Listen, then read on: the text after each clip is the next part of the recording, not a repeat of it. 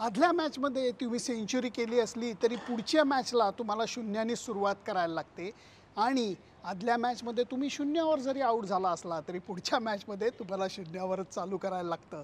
ही गोष्ट मला वीरेंद्र सेहवागने समजून दिली होती।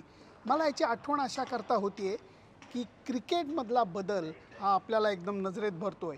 ह्याच मैदानावरती टेस्ट मॅच क्रिकेटमध्ये एकदम एक धमाल बघायला मिळाली जेव्हा 379 धावांचा पाठलाग स्थानिक टीमनी यजमान इंग्लिश टीमनी दिमाखात विश्वासानं करून दाखवला।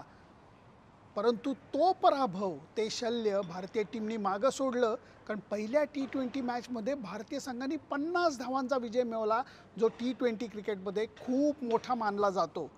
परंतु तो संघ आयर्लंडला खेळलेला पहिल्या T20 मॅचमध्ये खेळलेला हा या मैदानावरती दिसणार नाही आहे, कारण संघातील काही अनुभवी खेळाडू हे भारतीय संघात परत येत आहेत।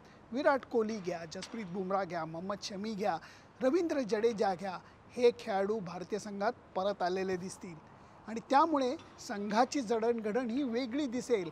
अर्थात तयारी किंवा लक्ष हे T20 वर्ल्ड कपकडे जरी असलं तरी इथे पहिली मॅच जिंकल्यानंतर दुसरी मॅच जिंकून मालिकेवरती शिक्का उमटवण्याचा भारतीय संघ प्रयत्न करेल।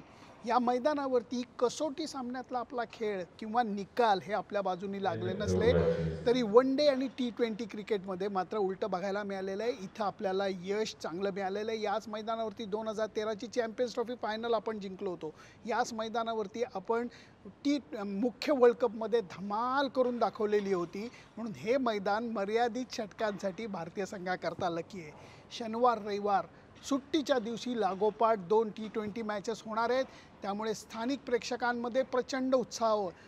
स्थानिक प्रेक्षक तर सोडाच हो, ग्लासगो, डब्लिन, लंडन, साऊथहॅम्प्टन कुठनंही मॅच बघायला प्रेक्षक जे आहेत ते एजबॅस्टन क्रिकेट ग्राउंडवरती दाखल होणार आहेत।